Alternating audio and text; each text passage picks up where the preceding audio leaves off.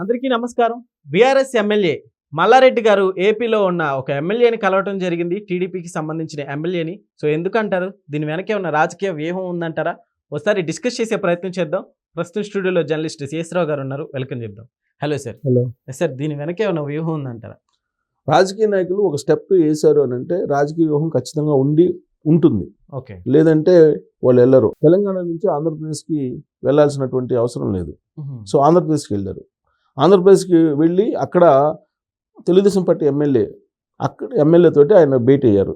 బొబ్బిలికి సంబంధించినటువంటి ఏరియాలో ఆయన పర్యటించారు. ఓకే. ఎందుకు పర్యటించుంటారు? Very simple. మల్లారెడ్డి అనగానే ఒక రాజకీయ నాయకుడు. దానికంటే ముందు ఆయన ఒక విద్యా సంస్థల అధినేత. ఈ రెండే కదా ఆయన కోణాలు. సో విద్యా సంస్థల అధినేత ఫస్ట్, తర్వాత రాజకీయాలు. ఈ రాజకీయాల్లో కూడా ఎక్కడి నుంచి వచ్చారు? తెలుగుదేశం పార్టీ నుంచి వచ్చారు. ఆయన 2014లో మల్కాజ్గిరి ఎంపీగా తెలుగుదేశం పార్టీ నుంచి ఆయన గెలవడమే ఆయన రాజకీయ జర్నీ. దానికంటే ముందు ఆయన ఇంజనీరింగ్ కాలేజ్ కానీ, మెడికల్ కాలేజీలు కానీ, ఇప్పుడు మల్లారెడ్డి డీమ్డ్ యూనివర్సిటీలు కానీ నడుపుతూ ఉన్నారు తెలంగాణలో. అంటే విద్యా సంస్థల అధినేత. ఈ మధ్యకాలంలో ఆయన ఏమన్నారంటే, నేను రాజకీయాల నుంచి తప్పుకునేటువంటి ఆలోచన కూడా చేస్తున్నానని ఒక ఇంటర్వ్యూలో కూడా చెప్పారు.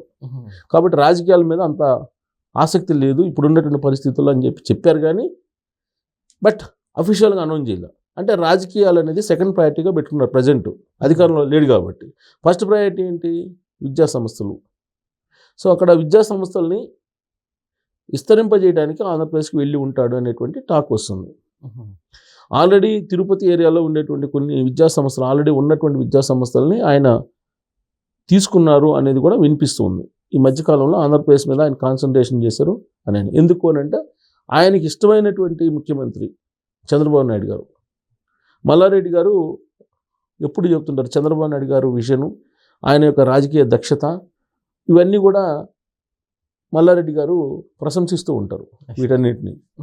కాబట్టి ఆంధ్రప్రదేశ్కి అడుగు పెట్టారంటే ఇప్పుడు అక్కడ ఏం జరుగుతుంది? ఇండస్ట్రియలిస్టులని ఆహ్వానిస్తున్నారు. స్పీడ్ ఆఫ్ డూయింగ్ బిజినెస్ని అమలు చేస్తున్నారు. బ్లాంక్ చెక్ రాసిస్తానని చెప్పి చంద్రబాబు నాయుడు గారు చెప్తున్నారు. సో మల్లారెడ్డి గారు కూడా ఒక ఇండస్ట్రియలిస్టే, అంతే కదా. విద్యా సంస్థల అధినేత అంటే బహుశా అక్కడ ఉండేటువంటి పాలసీలని అందిపుచ్చుకొని డబ్బులు సంపాదించుకోవడానికి అక్కడ విద్యా సంస్థలను పెట్టడానికి వెళ్ళి ఉంటారు. ఏ విద్యా సంస్థలు పెట్టే అవకాశం ఉంది అక్కడ? ఆయన ప్రధానంగా ఇంజనీరింగ్ కాలేజీలు, మెడికల్ కాలేజీలు. ఇంజనీరింగ్ కాలేజీలు అన్నీ ఎక్కువగా ఎస్టాబ్లిష్ చేశారు ఇక్కడ. కాబట్టి ఇంజనీరింగ్ కాలేజీలకి ఇప్పుడు పెద్దగా ప్రాధాన్యత, అడ్మిషన్స్ కూడా అంత డిమాండ్ లేదు. మరి ఏటికి డిమాండ్ ఉంది? మెడికల్ కాలేజీలకి డిమాండ్ ఉంది.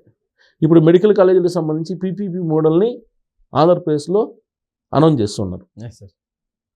ఆ పీపీపీ మోడల్లో పార్టిసిపేట్ చేసి మల్లారెడ్డి మెడికల్ కాలేజీ పెట్టేదానికి బొబ్బిలి ఏరియాలోనూ అక్కడ పెట్టేదానికి ఆయన ప్రయత్నం చేస్తున్నాడు. అందుకే అక్కడికి వెళ్ళారు అనేటువంటిది వినిపిస్తుంది. మరి మల్లారెడ్డి ఎందుకు వెళ్ళారు? మల్లారెడ్డి బీఆర్ఎస్ పార్టీ కదా. మరి ఎందుకు వెళ్ళారు అని అంటే, ఇప్పుడు యాక్చువల్గా బీఆర్ఎస్ పార్టీకి సంబంధించిన లీడర్లకి భీమవరం ఏరియాలో కానీ, వైజాగ్ ఏరియాలో కానీ ఆస్తులు ఉన్నాయి.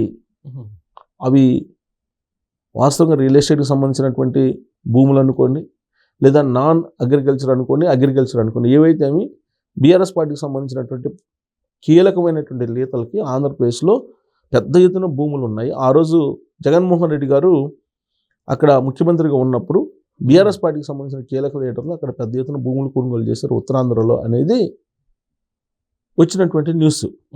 అంతేకాదు, ఆ రోజున వైఎస్ఆర్ కాంగ్రెస్ పార్టీకి సంబంధించిన కొంతమంది లీడర్లు, అలాగే జగన్మోహన్ రెడ్డి గారికి బాగా అనుంగులుగా ఉన్నటువంటి ఐఏఎస్లు కొంతమంది అసైన్ ల్యాండ్స్ని వాళ్ళు రిజిస్టర్ చేయించుకునేటువంటి కార్యక్రమానికి కూడా అప్పట్లో ప్రయత్నం చేశారు. కొంతమంది సక్సెస్ అయ్యారు. ఇంకా కొంత రిజిస్ట్రేషన్ చేయించుకోవాలి అనేటువంటి తరుణంలో ప్రభుత్వం మారిపోయింది, కూటమి ప్రభుత్వం వచ్చింది. దాంట్లో చీఫ్ సెక్రటరీగా ఉన్నట్టు జవహర్ రెడ్డి గారు పేరు వినిపించింది. అప్పట్లో దాదాపు 300 ఎకరాలు అక్కడ అసైన్ ల్యాండ్స్ని ఏదో ఆక్యుపై చేశారు. ఆక్యుపై చేసి రిజిస్ట్రేషన్ చేయించుకోవాలనుకున్నారు.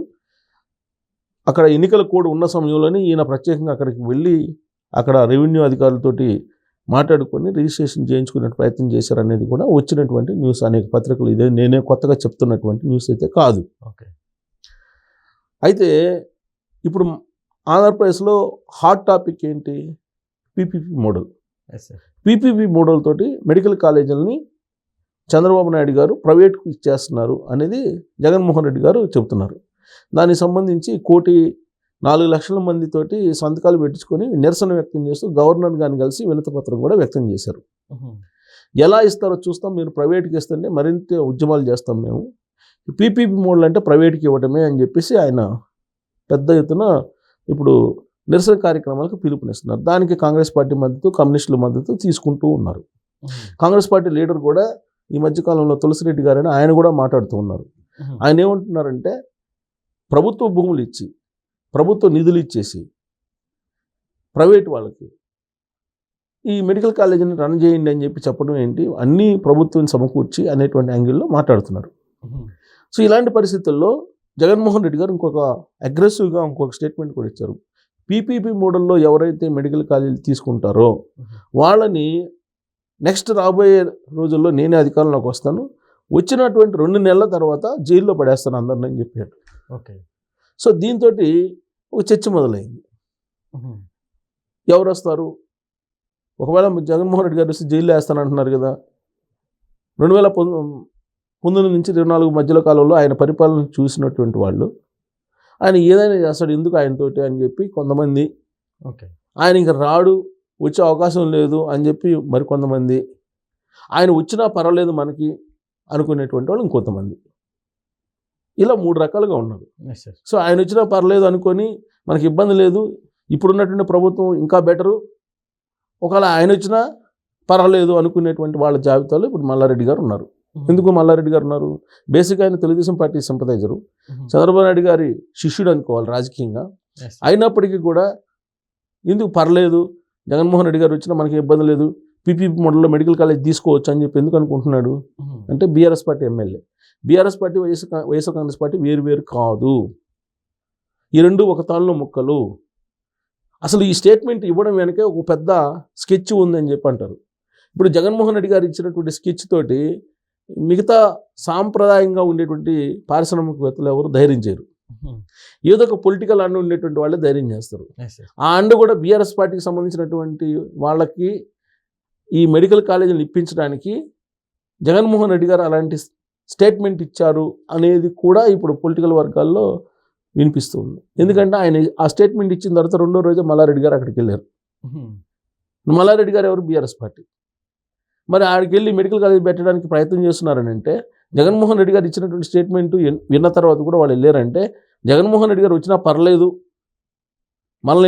మనకేం కాదు, మన బీఆర్ఎస్ పార్టీ కదా, BRS party YSR Congress party ఒకటే కదా అనేటువంటి ఫీలింగ్లో ఉన్నటువంటి వాళ్ళు అక్కడికి వెళ్తున్నారు. అంటే ఆ జాబితాలో ఇప్పుడు మల్లారెడ్డి గారు కూడా ఉన్నారు. నెక్స్ట్ మెడికల్ కాలేజీలు టెండర్లు పాడుకునే వాళ్ళు ఎవరు, వాళ్ళ వెనక బ్యాక్గ్రౌండ్ ఏంటి అనేది కనుక మనం అబ్జర్వ్ చేస్తే ఇప్పుడు మొత్తం 17 కాలేజీలు పరిపాలన అనుమతులు వచ్చింది. దాంట్లో 5 కాలేజీలకి జగన్మోహన్ రెడ్డి గారు హయాంలో పూర్తి అయిపోయాయి. మిగతా కాలేజీలకి ఒక్క పైసా కూడా జగన్మోహన్ రెడ్డి గారు కేటాయింపు చేయలేదు. మిగతా 12 కాలేజీలని పీపీపీ మోడ్లో ఇచ్చేస్తాను అంటున్నారు. ఎవరు? చంద్రబాబు గారు.